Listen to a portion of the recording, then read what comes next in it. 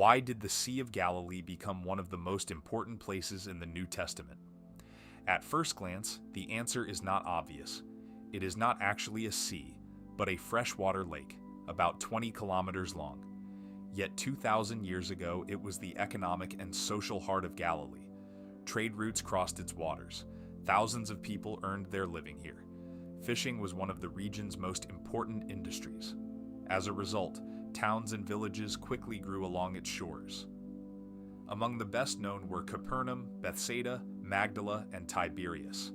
This was the world in which several of Jesus' future disciples lived. Peter, Andrew, James, and John were professional fishermen. Their work demanded strength, experience, and patience. Fish were usually caught at night, when they came closer to the surface. For that reason, the working day began long before sunrise. By morning, the boats returned to shore, where the catch was sold fresh or prepared for transport. Large quantities of fish were salted and shipped throughout Judea and other parts of the Roman Empire. The Sea of Galilee was far more than a source of food. It was a major center of commerce. Life as a fisherman was hard. Heavy nets had to be repaired by hand. A poor catch meant no income. A sudden storm could cost an entire crew their lives. Storms were common on the lake.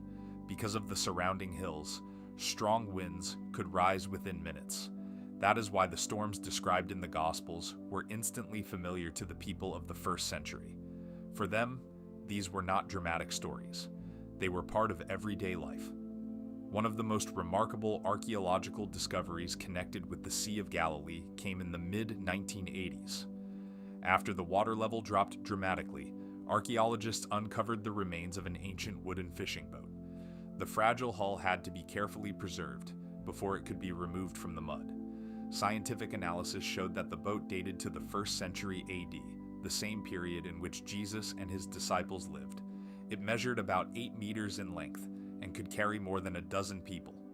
Today, it is displayed in a museum and is considered one of the most important archaeological discoveries related to the New Testament.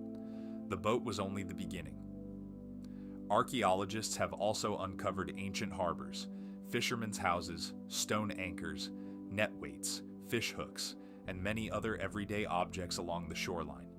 These discoveries reveal that fishing on the Sea of Galilee was a well-organized industry, not a small local trade. Excavations at Capernaum, Bethsaida, and Magdala have uncovered streets, homes, synagogues, and workshops that existed during the lifetime of Jesus. The Gospels are therefore connected not only to ancient texts, but also to real places that can still be studied today. This is what makes the Sea of Galilee unique.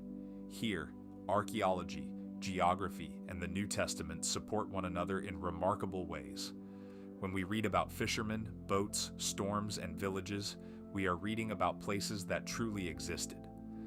Every new discovery brings us one step closer to understanding the world of the 1st century.